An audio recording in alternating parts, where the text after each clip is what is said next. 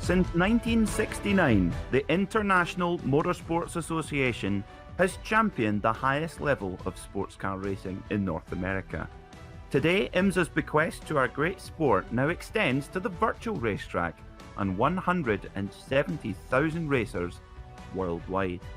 Welcome to the second round of the IMSA iRacing Triple Crown, live from WeatherTech Raceway, Laguna Seca.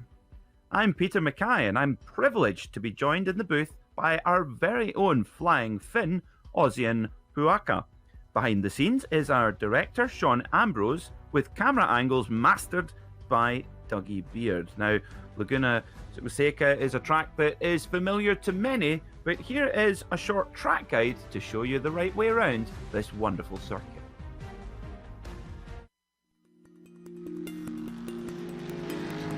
Welcome to Laguna Seca. Located just east of Monterey, California, it's hard to deny that this is one of the more scenic American road courses.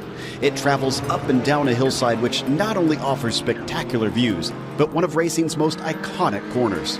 Clocking in at 2¼ miles in length, 11 turns split up the current configuration. I say current because up until 1988, the track's layout was shockingly simple with a mere 9 dangerously fast corners. But despite becoming a much more technical track, this difficult nature was retained in its modern form. Turn 6 in particular places an emphasis on precision and daring with its tricky dip at the apex and narrow racing line. But the most well-known spot on the track is of course the corkscrew. Blind and kinked on entry, it then whips the driver through a chicane which drops you nearly 60 feet. It's earned a reputation worldwide for forcing even the most daring competitors to second-guess themselves. But there's honestly a refreshingly wide variety in types of corners, making it a perfect track for driver coaching and training. Elevation changes, differing cambers, and every sort of apex imaginable leaves seasoned veterans and newcomers alike spending hours trying to perfect a lap. With the track becoming popular for hosting IMSA, IndyCar, and MotoGP in its recent history, it also brings out lots of vintage racers due to the Monterey historics each year. Likely to remain a fixture on the American racing scene, this legendary circuit is almost always high on drivers' best of lists. Its history and its uniqueness are sure to delight all for years to come.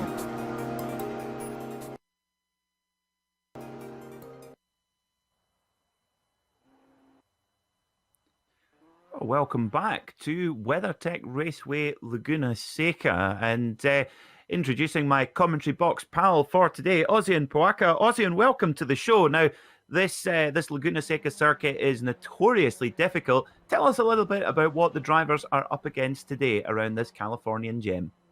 Thank you, Peter. Always lovely to be here at Laguna Seca. Reminds me of some of my first sim racing experiences, certainly were had in these Monterey foothills. As for the drivers with these GDE machines, the undulations and the narrowness of the circuit are gonna cause difficulties in both in terms of overtaking as well as in terms of finding that optimal racing line. If you want danger spots, turn number 9, rainy curve down the hill into 10 is gonna be something treacherous, but there really isn't a single easy corner at Laguna Seca and very little room to breathe. So it's gonna be an exhausting challenge, even though the race is only 1 hour long.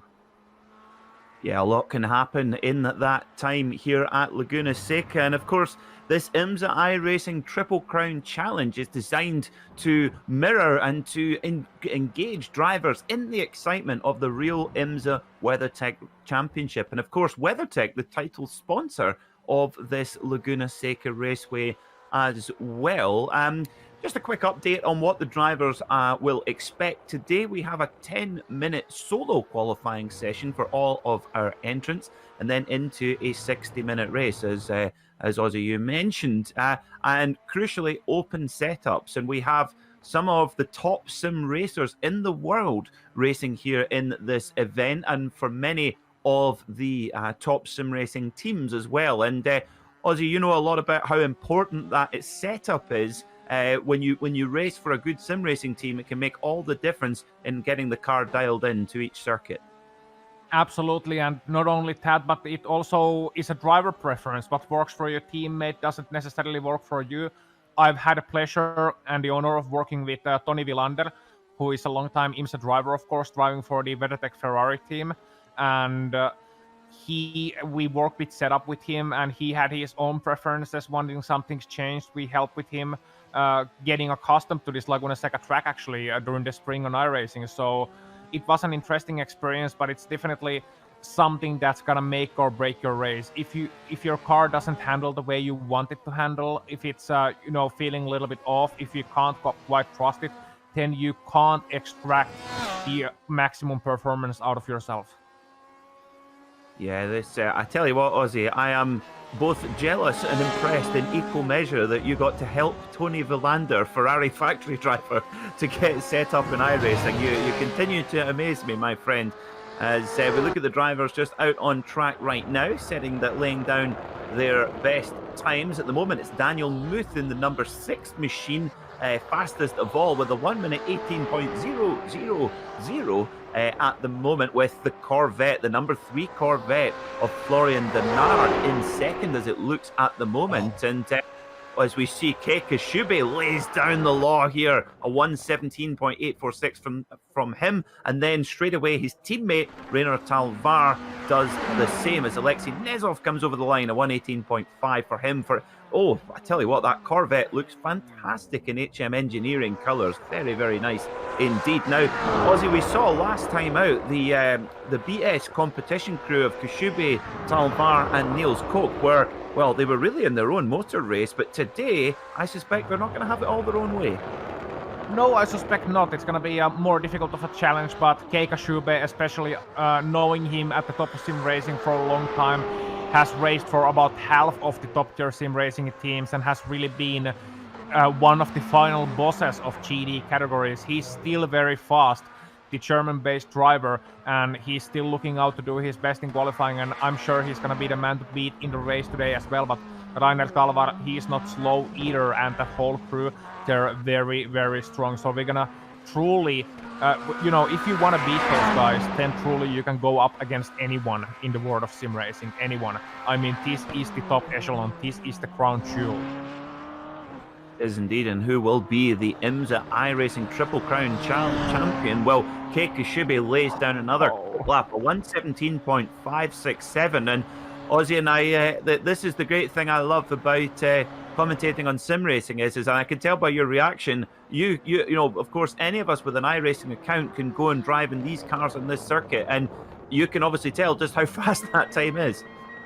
Yeah, that's blazing. I mean, anything under 118, I was thinking, in conditions such as these, 28 degrees Celsius track temp, 20 air temp, it would be hard to go around under 118.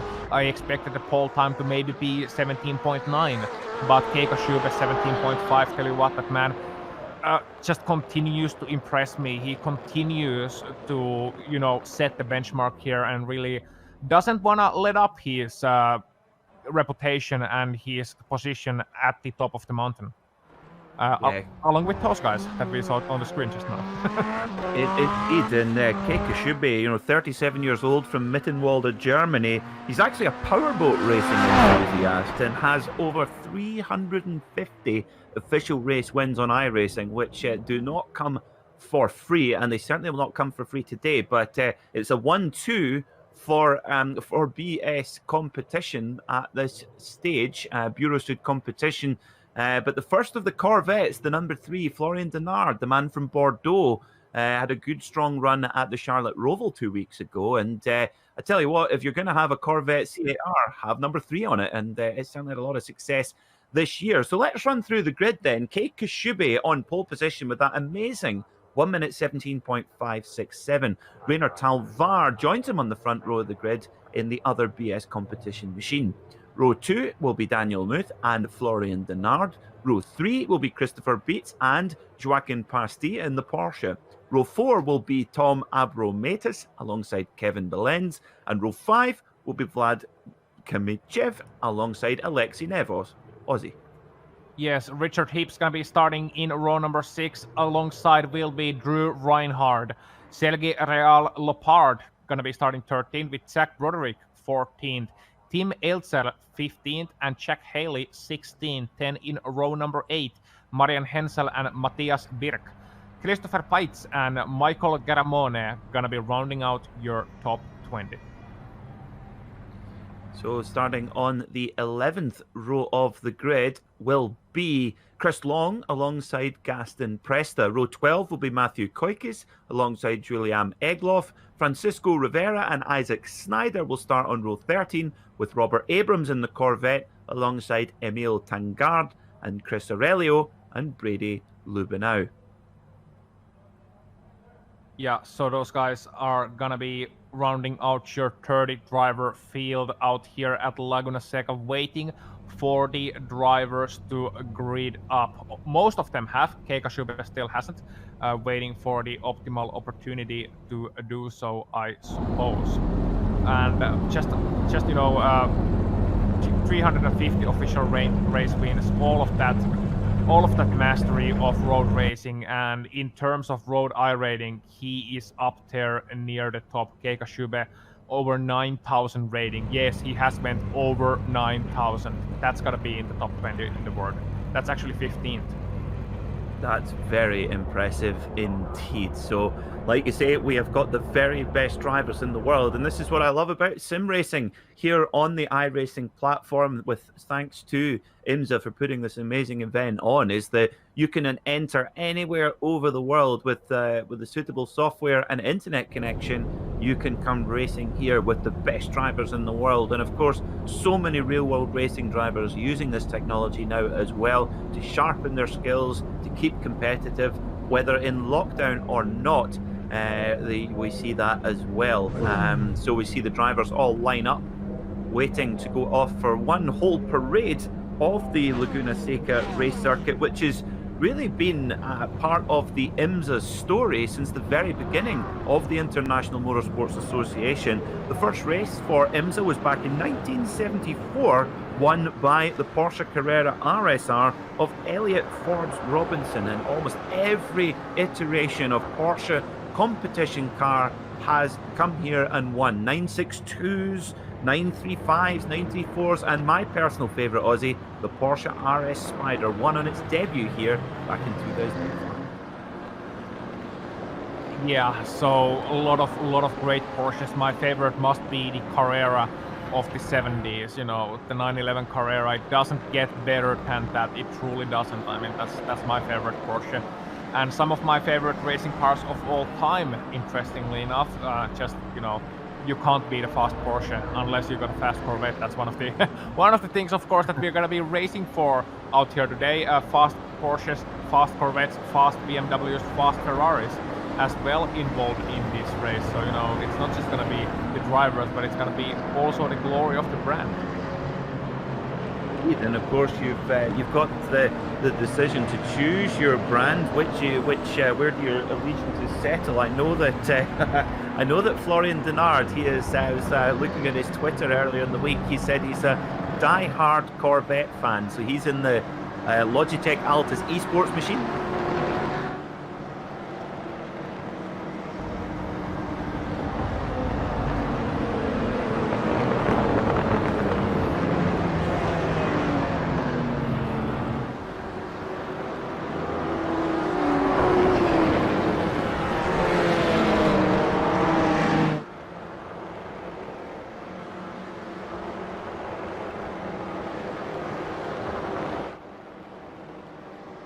Will soon be ready to go here at WeatherTech Raceway, Laguna Seca. We see Porsche pace car pull off. Keika Schube handles the field in the BMW M8. We're about to go racing here, and we are green at WeatherTech Raceway, Laguna Seca in the IMSA iRacing Triple Crown Challenge. And they race down towards turn one and the Andretti hairpin, using all the room on the entry. The BS competition cars get through cleanly, and we've got a spinner.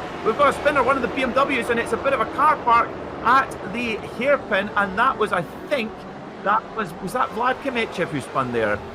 Drew Reinhardt also has had some issues, so I think those guys were involved in that first lap contact. We'll take a look at it later, find out exactly what's what, but the rest of the field makes it through surprisingly cleanly past the Andretti hairpin. I think Daniel Muth was actually the spinner, because he, in car number 6, was starting in 3rd place, is now all the way outside of the top 10.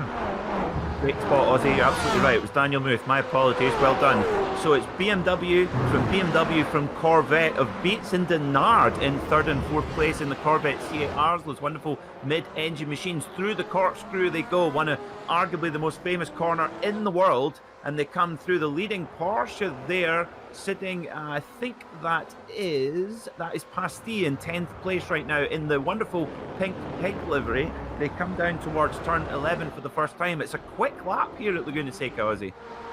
It is, and Pasti also has some damage, I think, on the rear of his car with Daniel Muth, the hard-charging Daniel Muth, who lost all of those positions, mind you, at the start of this race, now trying to pass him around the outside for that 10th place. So it's gonna get feisty here already at the start, and just able to stay ahead is Jürgen Pasti with Muth applying tremendous pressure.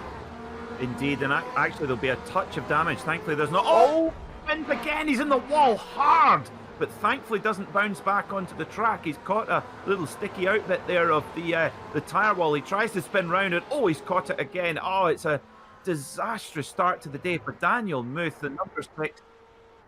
We'll go back to the battle for P3, and just coming back to Pasti in the Porsche, he did have a bit of damage on the front there from Muth's spin at the Andretti hairpin on lap 1 as well. But this battle, this Corvette battle between Christopher Beets and Florian Denard is igniting at the front here in the Californian sun. Down they go through Rainey Curve, named after the 3-time motorcycle world champion, the great Wayne Rainey, coming down then towards the end of this second lap already. But they've got the BMW of Kimichev right on their case.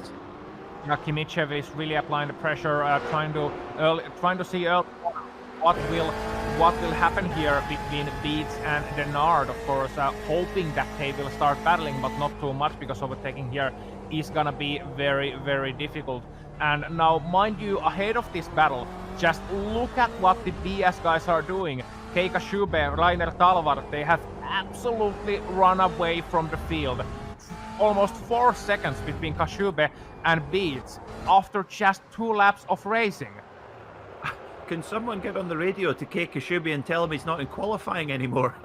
A 1 minute 18.188 on a full fuel load on the first flying lap. That is absolutely extraordinary from the man in the BMW M8. And like you say, Ozzy, these guys are clearing away. And for Talvar, well, you've got to think that for Terval, he's thinking, God, slow down, buddy, I can't keep up.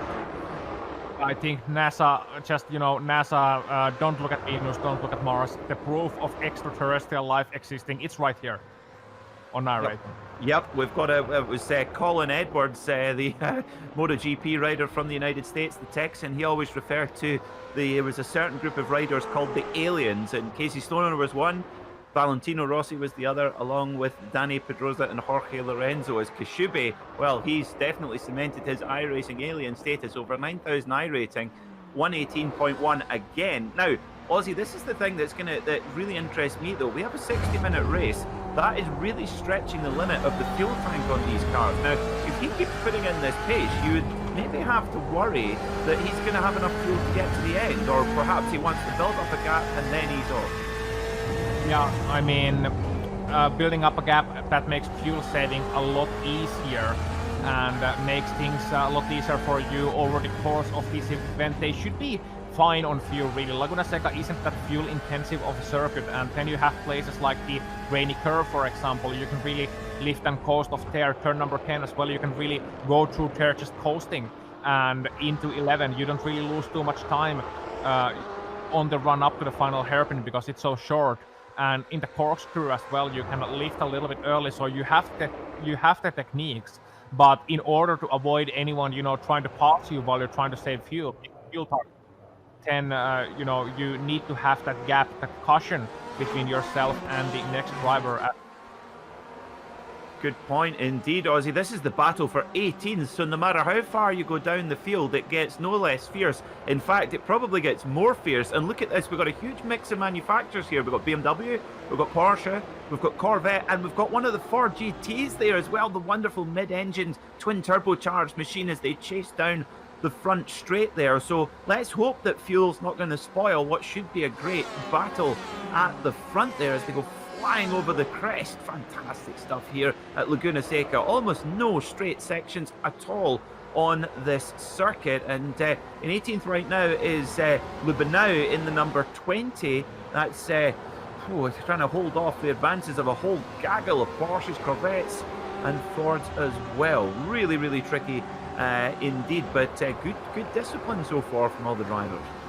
Yeah, not seeing any of the feisty stuff. Zach Broderick now trying to look up to the inside for 24th, I think. Kukas getting past there. You just saw it on the bottom half of your screens. Now, one driver that is very interesting that is in the same train is Drew Reinhardt. Why is he interesting? Well, he started in 12th position, and Jack Broderick as well starting 14th, so they are way further back than their raw pace in qualifying would indicate, and they are probably looking to make some hay while the sun shines, looking to make some early progress in this race. Indeed, it did get very, very busy there at the start of the race. We're going to go back to P3 because here we are, Florian Denard in 4th position. He is getting a lot of pressure now from the BMW of Vlad Kimichev. But of course, you've got the Corvette of Christopher Beets just ahead in 3rd. He's in that yellow in the factory colour scheme, which you'll be very familiar with. And Florian Denard in the Logitech Altis Esports machine, the number 3 car. But they've got the advances of the BMW 8 of Kimichev to worry about now. But you look at Ozzy, I'm almost lost for words. Almost. I'm not often lost for words, I'll be honest. Oh, and that's a mistake from Denard. Oh, Denard, well spotted. Yes, Denard has run wide. Very, very tricky corner there. Turn 6. So here we are on board then. We're coming on up towards turn 6, which is the really tricky blind left-hander coming up towards the Rehal straight, and you just don't know where, you just don't know where the entry is, and then you just put one tiny bit of tyre on the sand there, and he's boom, straight through. Kimichev, is straight past. So Florian Denard has got it all to do, and now he's got the number 8 car of Abromaitis right on his case.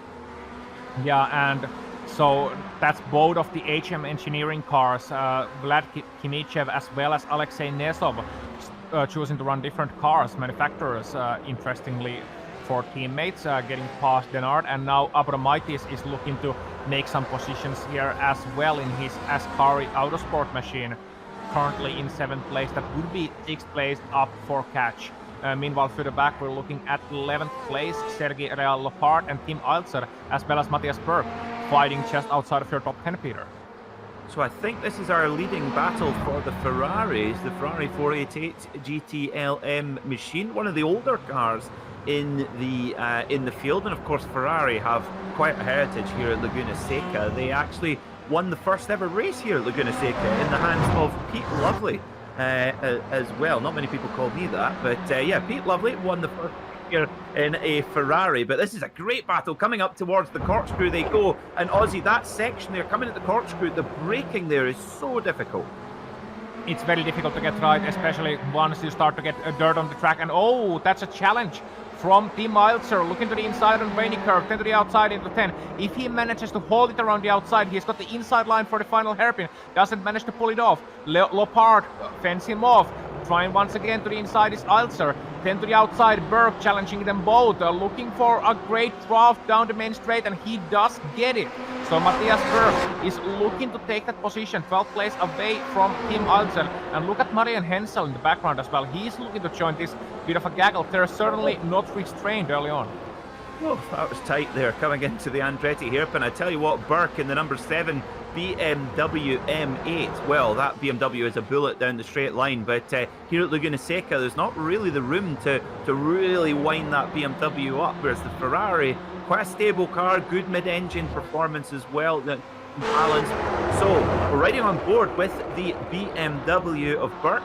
That's nice alliteration there. Now, don't forget, if you want to follow your favourite driver, you can. You can use the same technology we use here in the booth, gsrc.tv. Go on there and you have live timing with sectors, and you can even find out what the iRating of these drivers are, so you can see just how good they are, what car they're running, all kinds of stuff. Look where your favourite manufacturer is as we go down Rainy Curve, and oh, this corner, wow. I love that it's named after a motorcycle racer, because that is just, you can just imagine flowing through there. But equally exciting in these GT cars, but it's still the two Ferraris that are holding strong. Bit of damage there on the front of Lopard's car. Yeah, there is. So I might have been getting a little bit of archie-barchie with somebody on the right-hand side of the front. You can see the damage as they come into the shot, so that's definitely gonna affect him, especially as we know how sensitive those splitters on the front side can be. And if that splitter is damaged, you're gonna feel the understeer in each and every corner, because you need every bit of that downforce here at Laguna Seca. It's medium speed corners, it's high speed corners. You're gonna use a lot of that front grip, and if it's gone, then you're gonna have to use your front tires instead, and that in turn is gonna lead to some real issues come the end of this event. It's a very good point. It's a real technical challenge here at Laguna Seca. Just an update on our leaders. Keiko Shube still holding fort at the front right now from his teammate Rainer Palvar. Rainer, of course, the winner of the IMSA iRacing Challenge opening round for BS competition. He's still here, he's patiently behind his teammate right now. They're both on, look, their identical pace. 1 minute 18.4 from both men. And they are at the moment, Talvar has an 8.5 second advantage in second, back to the Corvette of Beats in third place. So it's BS competition. They are absolutely bulldozing this IMSA iRacing Challenge so far. Yeah, the IMSA Triple Crown Challenge looking to really bring on the competition here. These guys, Keiko Shube and Rainer Talvar, who can stop them? Christopher Beats a little bit slower further back, as is Vlad Kimichev. And so we are watching these guys hurtle down this circuit. We are on Christopher Beats, watching him trying to make his way, trying to restore the glory of the Corvette. And wouldn't that be wonderful at their, well, not necessarily home turf, but at their home soil at least, in the United States of America. Right now not looking so great for him, but at least he's been able to fend off the challenges of Vlad Kimichev. Yeah, this new Corvette C8R, I personally believe this is the car that's going to take Corvette truly international, a glorious mid-engine machine. And in motor racing so far, it has come straight out of the box. The guys at Chevrolet and Pratt & Miller have done an amazing job with this car, and particularly Jordan Taylor coming back to Corvette after a few years away. Comes in with Antonio Garcia and 5 wins already on the season from 9 races, and looking in really strong position for the championship in its very first year. And of course, the Corvette C8R will get its first run at Laguna Seca very soon. It's the next stop on the IMSA schedule, and then of course off for the Sebring 12-hour to finish the season, and that is where we will all finish this Triple Crown Challenge as well. Yeah, so we got the battle for 7th place as well, and this is, I do believe, well, it's not between teammates, just a very similarly liveried cars. Both are blue cars, so we got Tom Abronaitis and Kevin Bellens, and you know, those guys fighting for what is 7th position. Kevin really making that Beamer sing at this moment, running up the hill towards the treacherous corkscrew once again. Have a little bit of a look to the inside maybe here. No, just braking behind him, looking for a better opportunity. And that's really the danger here, as he cuts a little bit to the inside of a corkscrew. You know, you wanna get those positions up. If you see, as a racing driver, when you see a car ahead of you, you instinctively wanna pass him. That's a thing that's built into a racing driver's DNA. But at the same time, you also want to consider, okay, where is this going to lead me in 15 minutes time, 30 minutes time, or indeed in 45 minutes time? So we look back. Oh, we've got a spinner. It's the number 20 machine. That is, looking down my timing Brady screen, Lubinow. that is Brady Lubinow has had a machine. Oh, at the corkscrew. Oh, careful, guys. Oh, my goodness. Oh, that's the worst way to end up. That's really unlucky. Now, look, he gets plowed by one of the Porsches. Oh, that's just gutting. Oh, Christopher Pies carries on. There's no justice there for Brady Lobinow. Oh, that is such a shame. He was doing everything right and then just gets turfed out. And, well, you mentioned racing drivers, Ozzy. Unfortunately, one part of being a racing driver is sometimes incidents like that, which is just a real fault of your own. Yeah, exactly. Pites lost it under braking here as we are watching the battle for 3rd place. Pites lost it under braking. He hit the sand on the right-hand side under braking in that small right kink before the corkscrew, and then this was a passenger. But yeah, now we are running on board with Vlad Kimichev what can he do here against Christopher Beets? Third and fourth places here under battle, and mind you, they might get a double charge because HM, they have 2 cars in this battle almost. Not too many seconds back is Alexei Nesov, and if Vlad doesn't get a move on soon, then maybe he's looking to join into this one. Indeed, yes, that is the thing. If you've got allies out there, it's so important, and we see that. We probably see that more in sim racing than we do in the real world. It's extraordinary how the teamwork element is, I would say, actually of greater significance in the sim racing world. They always say, racing world, first person you want to beat is your teammate. But we look here, back to this battle in P12, and one of the BMWs here, Emil Tangard, is on the move. He's gone straight past Sergei Lopart, and well, he is really on a charge. Getting through here, but Eilzer in the other Ferraris is a little bit further ahead, number 15 machine, just up in 11th place, but a little bit of damage to Lopart's Ferrari as well. And if you look further back in the pack as well, it's stretching all the way down to 17th place. You can see it from the rear view, wonderfully placed camera there, and Jack Haley is holding the rear of that pack. Gaston Presta and Marian Hensel ahead of him.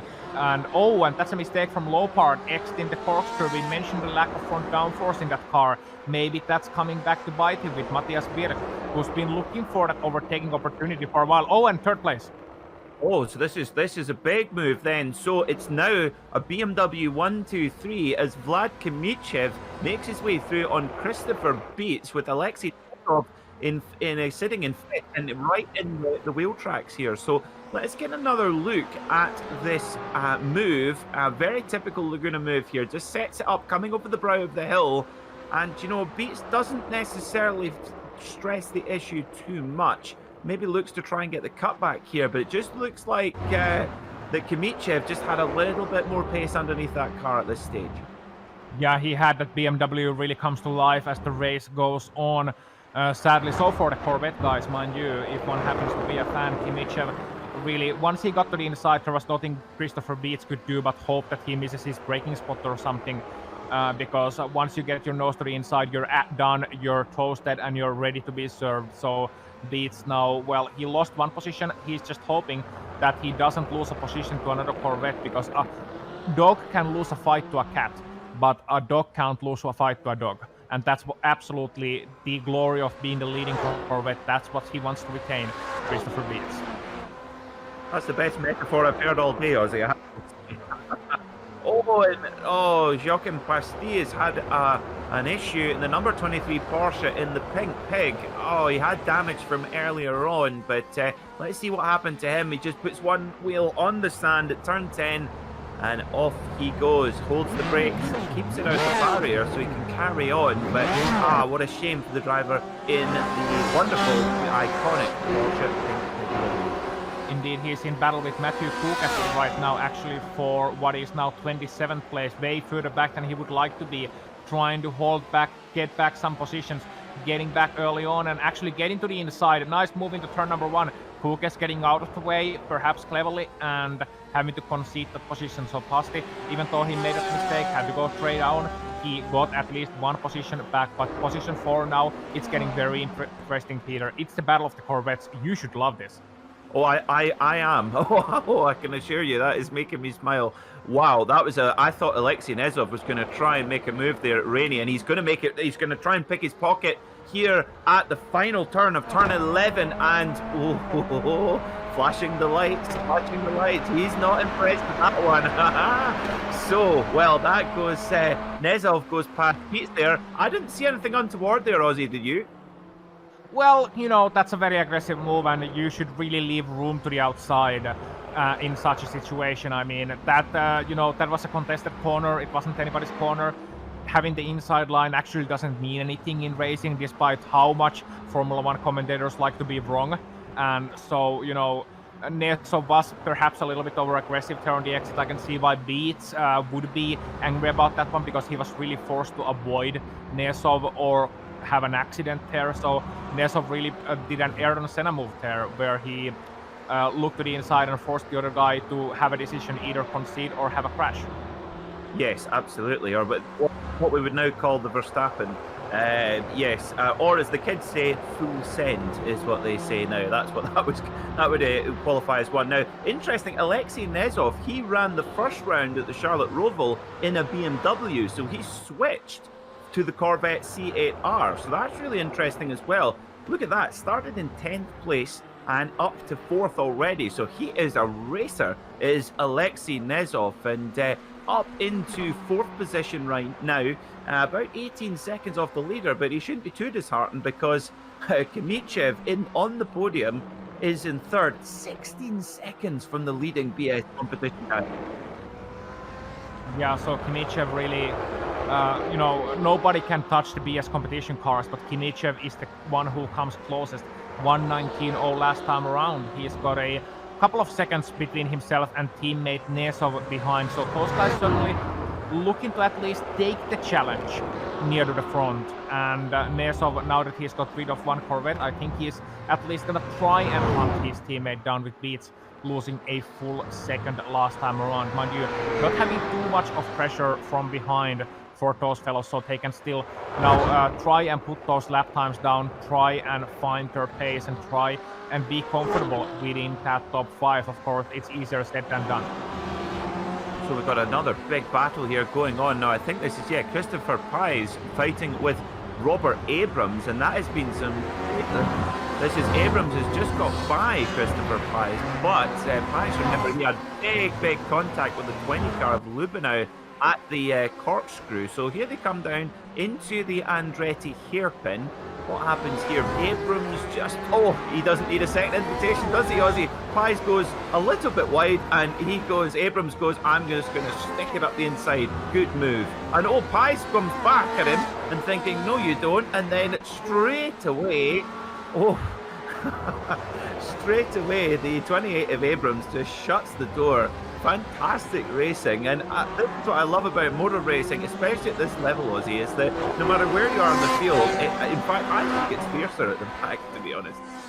It is, and especially once you get a train forming, because I've had the experience of driving actually in a train like this at a very good level, and I'll tell you, you can't make a single error. The moment those guys sniff a weakness in you, the moment they sniff blood, they're gonna be absolutely hounding you, and it's gonna be everybody. Once a single guy gets past you, it's gonna be everybody looking to overtake you, and they don't care about you. They don't care about how many positions you lose. They just want to make that one position. And we are going to see a replay as well. Of a spin for car number 13. And that's Jack Haley going around in turn number 4. Wow. That's a big moment, but at least he escaped without damage. Yes, indeed. Yeah, that's the thing that really ruins your race. You can always recover from a spin, but you can't recover if your rear wing is hanging off, for example. Now, interesting, our secret pit lane reporter, Joe Peak, so secret I've just said his name, is got us a bit of a... Well, he's actually reminded me of something, Ozzy, because he reminded me that Alexei Nezov put a very strong move on Florian Denard for the 4th position at the Charlotte Roval in this event 2 weeks ago. And I should remember that because I did the voiceover on it. But yeah, that was a particularly strong move. So Nezov clearly not shy of putting on a strong move. Yeah, he's really putting his Nezov in there, nose in there. That really didn't work as well as I would have liked. That would have worked better in German, thank you very much. But, still certainly driving aggressive. But sometimes in tracks like this, at Charlotte Oval, at Laguna Seca, you need to be a little bit aggressive. So I don't fault him for that. I mean, I can see it biting him back at some point in time, but I don't fault him for being a little bit aggressive because really, it's not easy to find overtaking opportunities here. You don't have these long back straights like you would have at places like Road Atlanta, for example, or at Sebring. And meanwhile, we are getting a battle further down in P number 20, and gonna see if those guys, P21 actually, and gonna see if those guys are gonna refrain any better from the aggressive moves. Well, we'll see. I have to agree with you there, Ozzy. I think the move from Nezov was firm but fair. There was no contact, and maybe ran him a little bit, but it was certainly a big move. But like you say, no contact. But this is a brilliant battle there. This is Porsche, BMW, and Corvette dicing it out. There's just battles going on all up and down the circuit. Now, just thinking about a bit of issue with lap traffic. Yeah, so Isaac Snyder in 26th position, the number 29, he had a spin, and he's now going to be in a bit of firing range for the leaders coming through, the BS competition guys. So there's Isaac Snyder. He might well have been put a lap down by now. No, I don't think he has. So the leaders, they're the leaders, yeah, so there's not long for the leaders to go. They're going to come up onto the number 20 of Lubinow, who's carrying a lot of damage. So this is where, for Kei Kashibe, he's really got to concentrate. He's run 27 minutes of perfect motor racing. No other word to describe it. Absolutely exceptional, and he's been mirrored the whole way by his teammate Talvar. BS Competition have been the standout team of this IMSA iRacing Triple Crown Challenge. But this is where it gets really tricky, doesn't it, Ozzy? Because this is where you can be caught at any moment by a back marker. Yeah, especially as these back markers are not driving by the lonesome. It's a short lap here at Laguna Seca. The lap time is around 1 minute 20 seconds and under. And at around halfway mark, look at the gaps on the left side of your screen.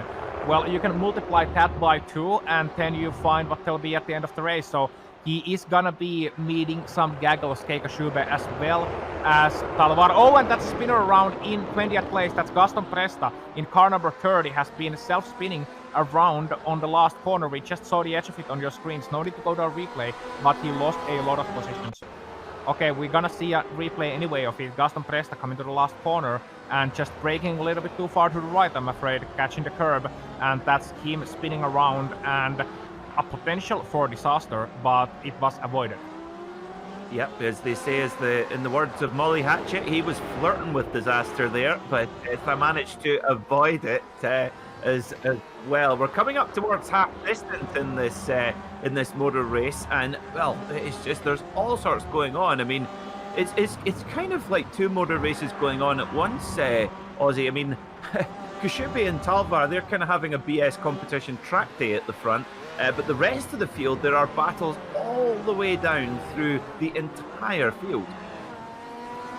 Yeah, they are. I mean, you're looking at leaders, you're looking at third place, you look wherever. I mean, I'm looking currently at 17th and 18th. Now, that may not be so close right now, but look out, because Abrams has been putting the pressure on Chris Long for quite some time, and they got William Egloff ahead of them as well. And you're going to see a replay on your screens as well.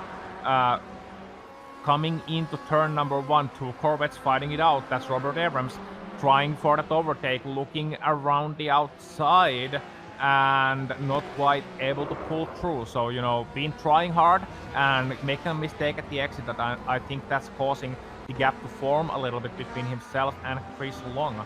So those guys, you know, in a very close battle, and that just continues all around the track. Wherever you look, you're gonna see pairs of cars, you're gonna see battles of cars, you're gonna see Tom Abramoides and Kevin Bellens, and I think those guys, Peter, are going to have a scrap in not too long. Yeah, they are indeed. Yeah, Bellens, he's going to be looking at, I was about to say in his mirror, that car actually doesn't have a rear view mirror. It has a screen, very impressive technology on board that C8R. It does have side mirrors, of course, so we will see the BMW M8 lingering. Look at that, there you go. And of course, Pratt & Miller, the military and defense and company that also produced the Corvette race car since the beginning of Corvette racing more than 20 years ago now. And they kind of pioneered that technology of that sort of approach where you've got a prototype in a multi-class situation. If you've got a prototype fast approaching behind you, it'll have a color code system to tell you that they're approaching and where they're going to go and stuff like that. Very, very useful for the driver. And if you look at what Corvette have done this season in IMSA, in the WeatherTech in the WeatherTech Sports Car Championship, they've not necessarily had the outright lap speed of their rivals. They've certainly matched it, but they've never been the standout car. The typical Corvette racing, they have just delivered when it's mattered, and they've got the results when others have tripped up. Yeah, I mean, you might as well call them the postal service. They've been going postal on the competition, certainly. I mean, those guys have been good, and that kind of innovation that helps the driver, anything that helps the driver feel more comfortable, having to do less mental gymnastics while driving, having to do less thinking, and being able to focus on the task at hand. It's all helpful. It's helpful in sim racing and it's helpful in real life as well, I'm sure. I mean, once you can concentrate on the task at hand and you get the necessary warnings when something is due, you don't want to be looking at your mirrors each and every time. And that means, oh, and that's Zach Broderick hitting the back of Marian Hensel in the last corner, just on the edge of your screens. You caught it. Hensel trying to make his way back to the track, being a little bit treacherous, but ultimately just escaping scot-free on the rejoin. So here comes the replay then. Now, let's have a look. The Ferrari just up ahead, and it's going to be a boop. There you go. Hensel just gets a big old pump there from his BMW brethren. Oh, and nearly punts into the side of the Corvette there, but all managed to get through safely. I think more by luck than anything else, Ozzy.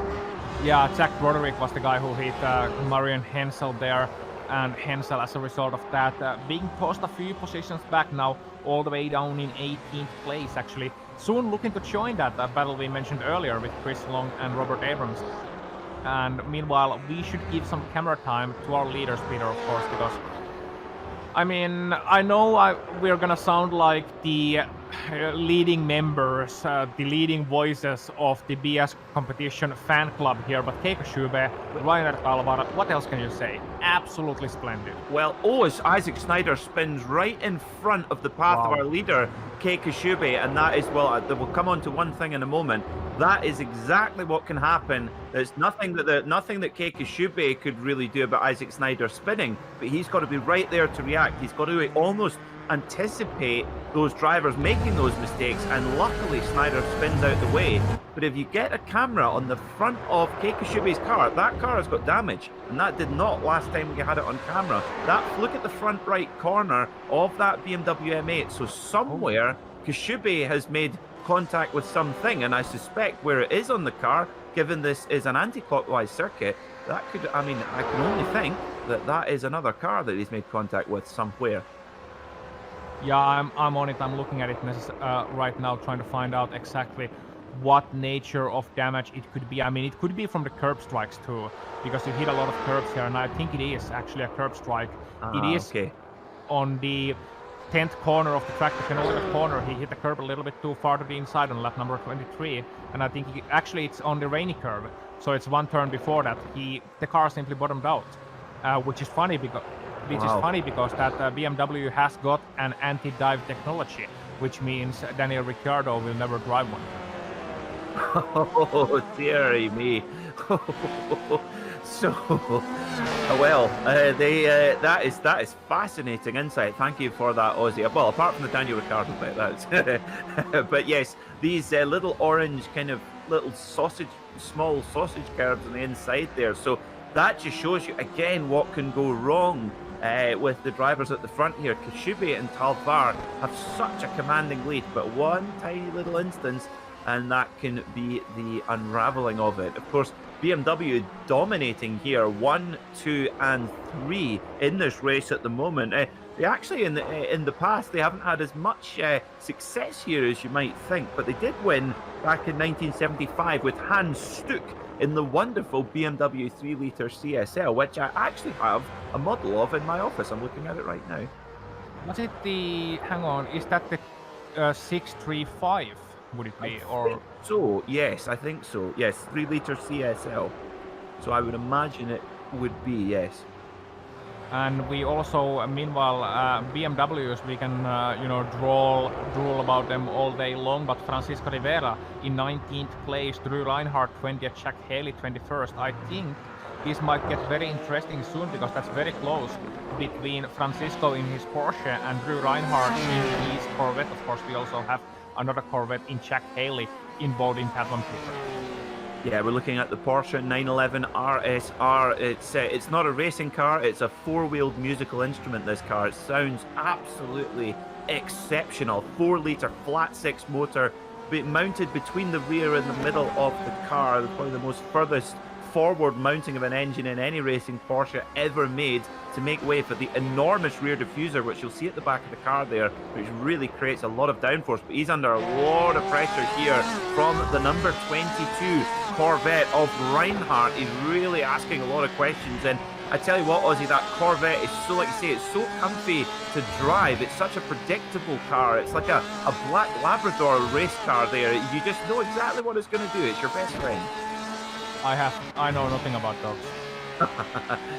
Never had one. Well, I have to say, we've had many black Labradors in our family and love them all very much. And I'm sure the people driving that Corvette love it just as much. Yeah, so, anyway, I can see your point being something trusty and reliable, something you can, find yourself at ease with. That's and what once again, we come to the point where the driver has to be comfortable. It comes down to the setup, but it also comes down to the choice of cars.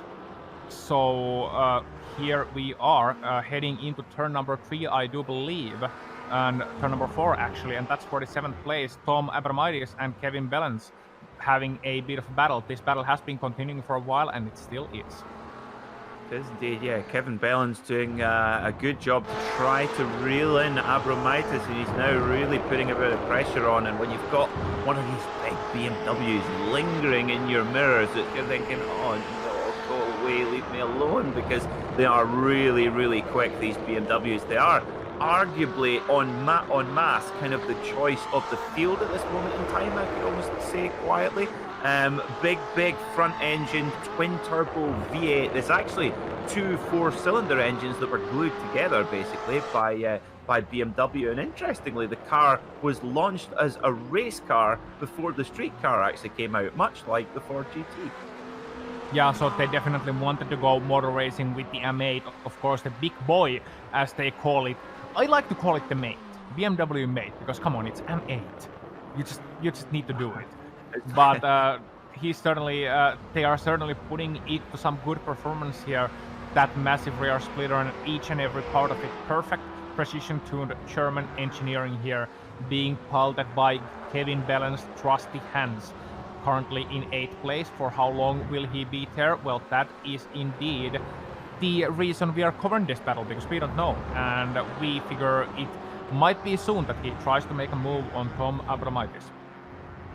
Yep, he's certainly he looks like he's planning it, but as you mentioned, Ozzy, the overtaking maneuvers do not come easy here at Laguna Seca, but what do come easy is driver mistakes, and that's almost what you've got to try and do to progress up the field, is put the pressure on the driver in front, put them under pressure and make them make mistakes, because here at Laguna it's so easy to do that. And well, Abramaitis, he's not blinking yet, and that Corvette is good through those twisty technical sections, but coming out the slow corners, the BMW, it's just got so much torque.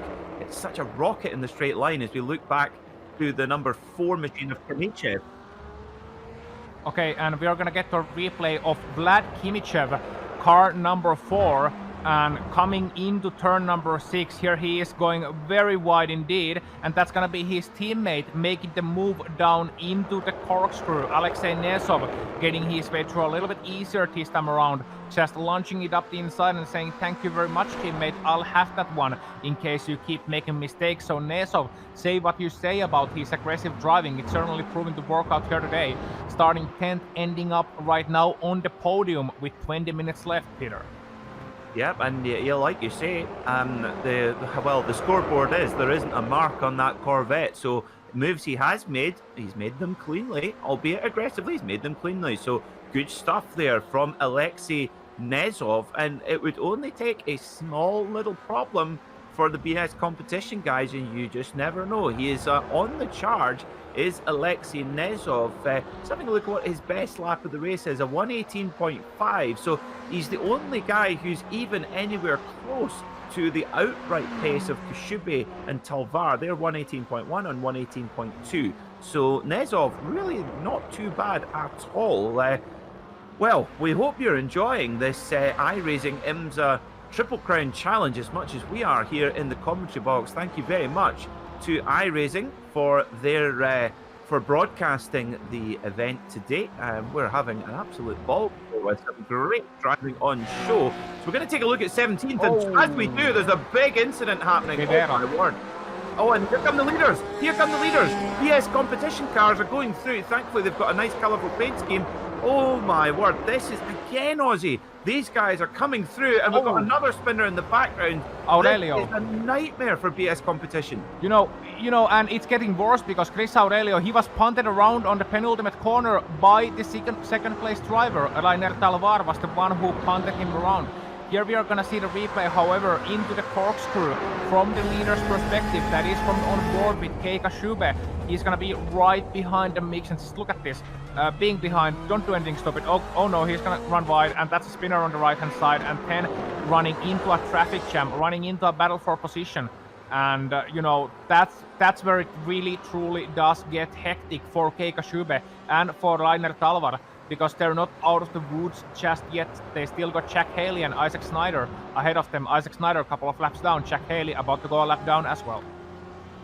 No, and they've got another 18 minutes of this. This is really, really tough, and such a short lap here at Laguna. It's so narrow, and everybody's in their own race. There is no mandate to move over. It is good manners to move over, but when did racing drivers have manners?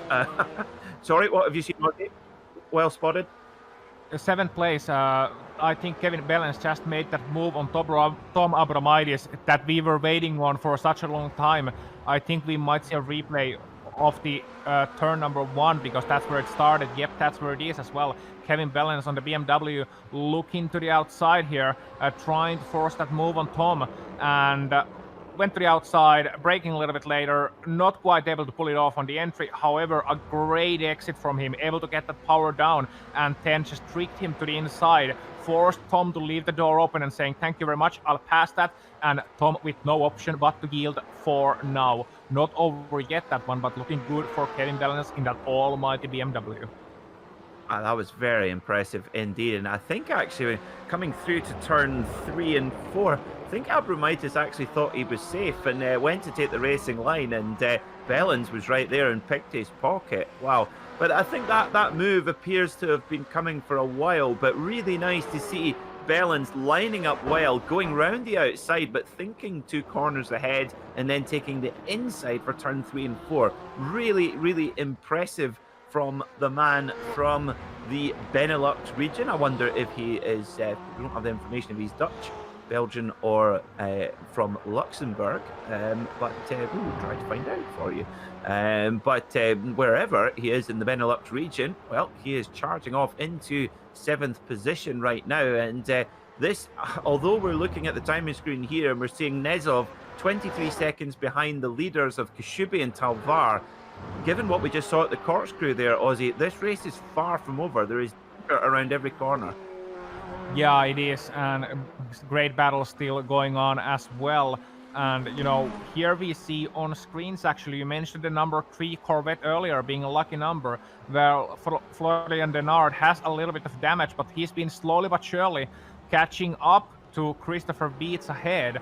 Battle of Corvettes once again. You can see the comparison on your screens. That was Gaston Presta spinning around on the last corner, by the way. He's 1 lap down, no need to worry about that. But yeah, just slowly making gains. 100 tear, a millisecond tear, just less than a tenth of a second per lap, but it's enough to catapult him right into this fight. He's using a catapult, but he might need a trebuchet.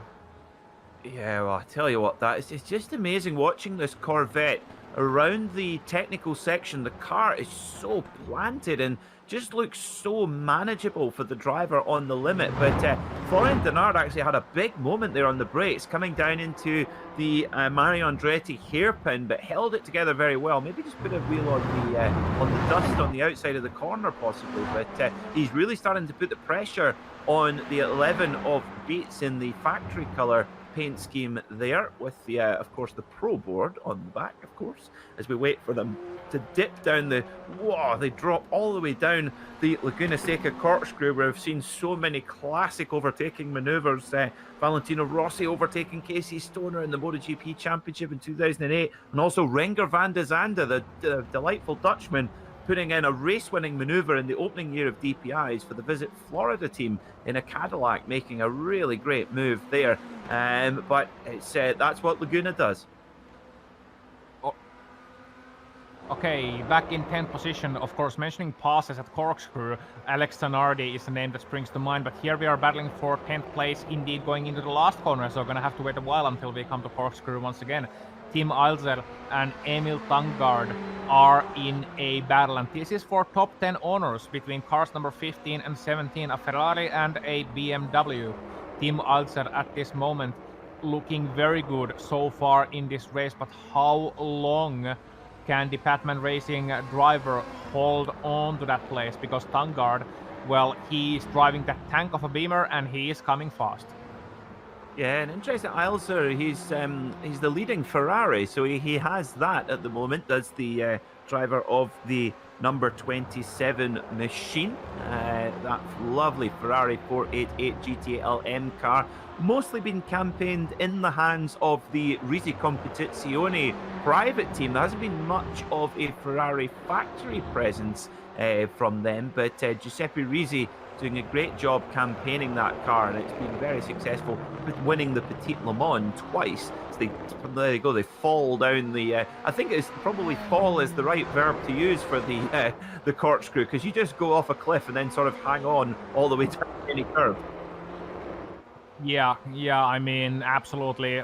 Once you drive it, once you're in the cockpit of that car, even if you're in a simulator, you can't really, unless you have a VR headset, you can't really gauge height differences in a simulator, but it still feels like you're in for a roller coaster ride. You just try to hold on, try to accelerate. The car seems like it's going at warp speed once you're down the hill through rainy curve. So it's a wonderful, wonderful pleasure as a driver, and you can enjoy it here on iRacing. Of course, Laguna Seca as a track included with your subscription as well, so that's an added bonus. So Tim Alzer, Emil Tangard here, still locked in this fight at third, fourth place and looking to come up that hill. But Tangard, I'm sure he maybe. What do you think, Peter? Is he gonna try it on the corkscrew, or is he gonna wait until the main straight? I think he'll put into. I think he'll put it in at turn 11 actually. This is. I think that's where we've seen most of the moves. So we will see now. Florian Bernard is putting Beats under a lot of pressure indeed. So let's see what do you see here, Ozzy? Well, I see fight between these guys once again. You know, Beats, he can't seem to catch a break here, can he? Denard right behind him. We talked about that earlier on. The number 3, Florian Denard, had troubles earlier on. Now is looking to make one position back against Christopher Beats. They got lap traffic as well in the form of Robert Abrams. I'm sure Robert will get out of the way soon enough and let those guys race on. But yeah, that's another battle that we will be keeping at least half an eye on. So, and Peter, we also had a question from our chat, and that's about, you know, fuel. And will we be expecting these drivers to make it straight through on fuel? And the answer is, in short, yes. I think we are. Yes, exactly. We can always be surprised in motorsport, but 2 weeks ago, under the same conditions at the Charlotte Roval, which is, I would say, is pretty confidently is a harder circuit on fuel consumption, because there's quite a lot of stop starts and a lot of full throttle as well. So here, like you mentioned earlier, Ozzy, this is more of a flowing track, and you don't have quite as much demand on the fuel. So, however, to make one of these cars go 60 minutes, you are going to have to fuel save at some point. And that might be where we are seeing some driver gaps closing and rising quite rapidly. And that could be not only the pace of the driver, but their fuel-saving strategies. We see the 3 Corvettes here of Beats, Denard, and sorry, my apologies. Now we've got one of them must be a lap down. My apologies. It's a lap down. My apologies. We've got Beats and Denard here sitting in 5th and 6th places at this point, with the number 11 splitting them up. It's Abrams. So here we go then. We're coming into the business end of this race. 10 minutes to go. Just a very quick update on Kevin Bellens, the Benelux update. He is in fact Belgian. He is from Leopoldsburg. Okay, that's a wonderful place to be from. Belgian drivers, of course, known throughout history being absolute GDSs. I mean, I just need to mention Jack X, basically, and you know, just one name drop. And certainly having that heritage. Now, for fifth place, we do have a battle still going on. Christopher Beets and Florian Denard. Now, the leading car on that train is Robert Abrams, but as mentioned, he is a couple of laps down, actually, 1 lap down on the leader at this moment. So, you know, he is holding them up a little bit, but I saw him go to the pit lane earlier on. I think damage repairs and maybe, you know, change of tires or whatever, put some fuel in, and since then he's been at a decent pace. So Robert Abrams certainly not looking to roll over and give these guys the position just yet, but he is having blue flags constantly waved at him, and I can't imagine race control is looking at it too kindly if he continues to hold these guys up for the battle in fifth. Yeah, it's interesting. There is no mandate for him to move over, but it's to be quite frank, it's probably in everybody's interest for him to do that. He's, you know, as you say, he's a lap down, and all this is doing, this is a nightmare for Christopher Beets because it's backing him in to Florian Denard. I mean, Robert Abrams is running a good pace, but he's not quite on the pace of Beets or Denard, and that is definitely backing Beets into Denard, and that's what the Frenchman, the man from Bordeaux, the 31-year-old, is, well, it's a dream for him in that Logitech Altus Esports Corvette, and 8.5 minutes. Now, if Florian Denard also has any particular fuel saving that he needs to do, which he might do, this is a great time to do it. Absolutely, great time to do it, great time to cool down your tires, wait a little bit, chill down before you put in your final charge. And that's the tires, I mean, they're absolutely screaming at this point at Laguna Seca. There are no points to cool your tires, as you mentioned earlier on. It's like Parthenon in a way that there are no straight lines at Laguna Seca. Well, we're now getting a brilliant battle here for P3. It's now the, Alexei Nezov wanting to break up the BMW Triumvirate in the lead. Vlad Kimichev holding the last spot in the podium. This matters, and it's BMW versus Corvette here. Kimichev versus Nezov. They go into the corkscrew, look at the California skyline, and then whoosh, down the hill we go, down towards Rainy Curve, hanging on, leaning on the right hand side of the car. They're leaning on those tires as hard as they possibly can, coming into the slow technical part now, the final left-hander here, and this is a nightmare for Kimichev. He's getting held up by the traffic, well, and that is just going to give Nezov the impetus to go for it, and this is a great battle for the podium. It is, and that's of course Chris Aurelio ahead of them now, finally getting out of the way, but he's in a position battle of his own with Brady Lubenov that these guys are coming through next. And oh, look at Nezov, he looked a little bit to the inside, tried to get room, but not quite finding it yet against his teammate, mind you. So those guys are really, you know, on a great battle outside of your screens. We can mention as well, Tim Alzer had a little bit of an issue, but we'll stay right here with this battle because it is truly heating up. Oh, that's Nezov to the inside at turn number 5. At turn number 6, surely, guys, teammates side by side through 6. Surely not. Don't do it. Oh, they're doing it, and somehow both are able to stay here on track. Alexei Nezov looking to the inside at corkscrew and getting the job done.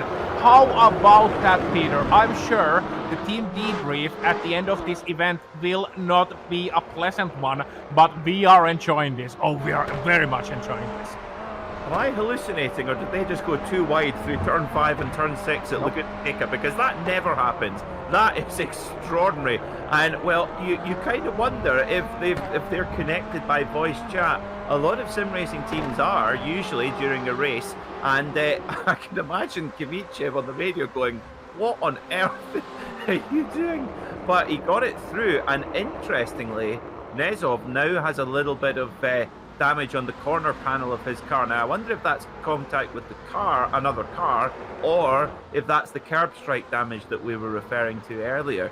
Interesting, but Nezov now goes up into the podium places and he breaks up the BMW 123. Let's look at the replay then.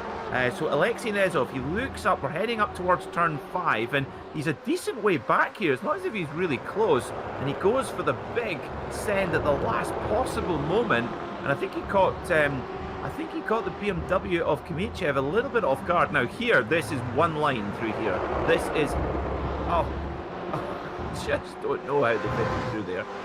I don't know either. I mean, Kimichev, he was on the outside there, and he was right on the edge of the curb. Like, if he would have gone 1 inch to the right, he would have spun around due to hitting the sand on the exit, or at least would have gone for a long ride. Had Nesov been 1 inch to the right, he would have hit his teammate and sent him to the sand. Instead, they made it out through brilliantly. A wonderful display of driving from both of these guys. I'll tell you, even among Finns, like even among Finnish drivers, and we practice racing each other regularly, I don't think many would have pulled that off in a racing situation. And certainly not against teammate. You wouldn't dream of doing that, but I'm happy to see that these guys are actually allowed and are actually happy to race each other. So that's good for HM Engineering and good for both Alexei Nesov as well as Vlad Kimichev. Now, Ozzy, would that have qualified as Sisu? Well, not necessarily, because that's not quite Sisu. That's correct, sure, but it lacks the hard-headedness aspect. Sisu would have been doing that for 10 times, trying that for 10 times and finally getting right on the 11th. Ah, so Sisu almost means like tenacity, never giving up. Yes, exactly. Ah, okay, I understand. Brilliant. Well, there you go. So this is Finnish Culture Month here on the iRacing YouTube. iRacing Please, YouTube no. channel. My liver can't handle it. I want to come over for that. So we see Nesov in the Corvette, and he's got big issues here with the lap traffic as the number 20 BMW, I think, moves over at last and allows these guys through. That was the number 20 of Brady Lubinow, who's unfortunately got punted by Christopher Pies in the Porsche earlier on. But this isn't over for the third place. And, well, you know, for Kimichev, he's going to say, okay, if you're going to pull a move like that, anything is on the table now. So who knows what Kimichev is planning in this final 2 minutes and 50 seconds of this second race of the IMSA iRacing Triple Crown Challenge as we ride on board with the BMW of Kimichev. And just look at him going momentarily up into 6th gear there before going down to third, fourth, 5th corner, then up to turn number 6, where they had that little bit of a side-by-side moment, going through nice and steady in a train right now. I'm sure he's planning his image. He needs to get close enough. Now the issue for him is that they no longer have traffic ahead of them. It's a fair fight between the two. What comes around didn't come around. What went around didn't come around to help Kimichev this time by. So, you know, 2 minutes left. He's gonna have to do this all on his own. Just look at the state of that track at some of the corners. I mean, dust, sand all over the racetrack, surely making this difficult. These guys on worn tires, almost running empty on fuel. Every part of the car screaming, make it stop, I can't handle it for much longer. But the drivers are spanking them on, pulling them to new heights to reach new goals in their sim racing world. And we are enjoying it, Peter. We are very much enjoying it. Yes, we certainly are. This is fantastic battling here we're nearly about to get the white flag. I can't believe we're nearly at the end of this race already. It's been an absolute thriller. But, I mean, well, you know that as a racing driver, if you go and win a race and hardly get any TV time, that means you've done your job perfectly. And that's exactly what Keiko Shube has done. And he has dealt with some serious amount of traffic here as well. So he goes to take the white flag. Now, interestingly there, when we were riding on board with Kimichev there, Ozzy, it's amazing just how short the gearing is that they run here at Laguna. Of course, not really any long straights, and these cars just rattling through the gears like rallycross cars. Yeah, you're going like bah, bah, bah, bah, and it's amazing. Because normally with GD cars, you're used to something like Le Mans gearing. Oh, and Kimichev going a little bit wide on the penultimate corner there, allowing his teammates some breathing space, but Nesov still very much under threat as they too come to the white flag. And wow, it might get feisty between these guys on the last couple of corners, but I think before that we should go and cover our leaders, because Keika Shube and also his teammate Rainer Talvard, don't forget about him, Peter. Wonderful job today. So here we go then. It's another glorious day for BS Competition. Their sponsor Bureau Sud on the side of that beautifully painted car, the red, white and black machine. And what wonderful, you mentioned Alex Zanardi. They've also got hashtag Forza Alex on the rear quarter panel of that BMW. Wonderful touch there. We wish Alex Zanardi well Keikashube comes around the final corner. It's another 60 minutes of perfection for BS competition. They finish 1 and 2. Rainer Tal, he won at Charlotte Roval. He's second today, and they come in. Now, back to this battle. Nezov versus Kimichev. Who is going to take this one, Ozzy? Kimichev was absolutely on the limit there, touching the sand, getting a little bit sideways at the corkscrew as well, and I don't think he's gonna be close enough into the last corner. It's gonna have to be an almighty dive, and he's not gonna pull through. So it's gonna be Alexei Nezov who takes the longer stick here, takes the bigger stick, had the bigger stick, and also was able to carry it home. Nezov third, Kimichev fourth in this almighty duel between these teammates. And Christopher Beets hangs on for 5th position. There's Florian Denard in the background there in 6th. So another solid finish for the Frenchman for Logitech Altus Esports. But you got to take your hat off to Alexei Nezov. Really firm racing. And for Nezov, he is the first non-BMW driver to get on the podium here in this iRacing IMSA Triple Crown Challenge. So the BMW stronghold on the podium has been broken by Corvette. It has been indeed, and what a race it was for him as well. You know, aggressive at a couple of points, but in the end, winning our hearts over with that wonderful battle against his teammate, and you know, able to bring that Corvette on the podium. Of course, that's gotta be at least a couple of sympathy points. Now, before we get to our race results, Peter, just a brief moment once we look at it. That first page that you're about to read out next, those are the only guys that finished on the lead lap. Just tells you about the pace that Keikashube and Rainer Talbot had out there today. Yeah, I think it says everything about Keikashube. I don't think it's any injustice to the guys outside of the top 10, because that is just, we're on world championship level pace here. And Keikashube, well, he deserves that win. That was really tough to come through the lap traffic at the pace he was doing it. Absolutely exceptional. And also to his teammate Rainer Talvar, 2.4 seconds in arrears. Alexei Nezov in the Corvette, 32 seconds behind, but finally breaks that BMW stronghold on the podium. The maneuverable mid-engine Corvette really working around here at Laguna Seca. How will it get on at Sebring? We will wait and see. Vlad Kimichev, he pushed Nezov all the way, but just couldn't quite get that spot on the podium, but he finishes 4th.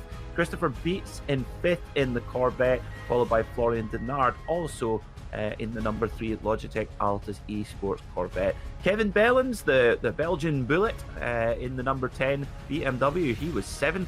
Tom Abromaitis in the Corvette was 8th. Richard Hibbs was 9th. Matthias Burke finished in 10th place. Indeed, next page we are gonna look at some guys who unfortunately finished the lap down, but no worse for wear for it.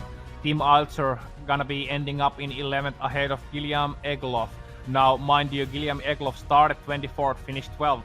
Emil Tangard, how about his race? From 28 with no qualifying time to 13th. Absolutely brilliant drive. Who said you can't overtake at Laguna Seca? He showed he can. Sergei Real Lopard 14th with Christopher Peitz 15th, Francisco Rivera 16th, Matthew Kukes 17th, Marian Hensel 18th, Brady Lubnow 19th, and Zach Broderick rounding out your top 20.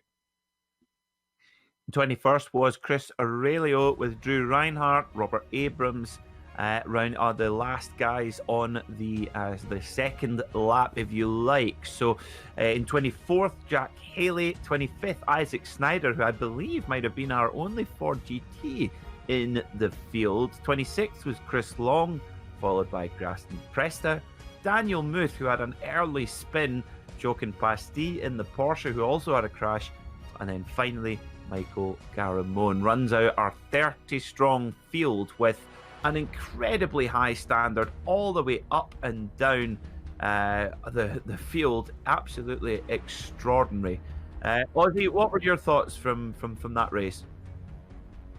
I mean, it was spectacular. Honestly, I expected more train racing at Laguna Seca. I expected more, getting stuck behind other drivers, and I expected a little bit more of Archie Barty as well. We saw some late dives, some late moves, maybe a couple of things I didn't like, but overall it was fairly clean, especially for Laguna Seca, which usually brings out the worst in racing drivers due to its narrow and twisty nature. So it's not a place laden with overtakes, but here we saw a great race, some world-class pace from Keika Schube and Rainer Talvar up front, the wonderful charge of Alexei Nesov and Vladki Mitchev, the great battles between Christopher Beets, Florian Denard, Kevin Bellens and Tom Abramidis as well, and in the mid-pack, some great gaggles. So, Peter, I think it was endurance racing condensed in a 1 hour spectacular event. Absolutely worthy of the name iRacing IMSA Triple Crown. Indeed, I have to echo that sentiment. I mean, iRacing, of course, the leading simulator in the world, an incredible piece of technology, and to watch these drivers put on that sort of performance was exceptional. Also, for me personally, I mean, I'm an enormous fan of the IMSA WeatherTech Championship and everything the International Motorsports Association have done over the history of the sport. And it's an absolute privilege and an honor to commentate on what has been some really high-class motor racing. As you say, Ozzy, quite rightly fitting of both the iRacing brand and the IMSA brand. And we will be back in 2 weeks' time to go to my favourite circuit in the world, Sebring International Raceway, for the final round of this IMSA iRacing Triple Crown Challenge. And I, for one, cannot wait for that. We must give a huge thank you to the companies that provide the software and the hardware that make these wonderful broadcasts that you see on your screen right now. Also, an additional thank you to the lovely June Lalonde, who provides our wonderful music. You can see on the screen how you can get hold of more of her brilliant work. Also, a huge thank you to Ozzy, to Sean in our production booth, Joe, our mystery pit lane reporter, and also the wonderfully talented Dougie Beard for creating these exceptional camera angles. If you'd like to find out more about our broadcast team here at the Global Sim Racing channel, including any upcoming races, you can find that at globalsimracingchannel.com. You can also go on our social media at GSR Channel, Facebook at Global Sim Racing Channel, and Instagram at GSRC Gram. Now, don't forget to head on over to the YouTube page, both for the Global Sim Racing Channel and for iRacing. Hit that big red subscribe button and you'll never miss an event. Put a date in your diary, the next race, 2 weeks' time. Next race, 8th of November, Sebring International Raceway. We will see you there. But until next time, race clean, race hard, and we will see you on the track.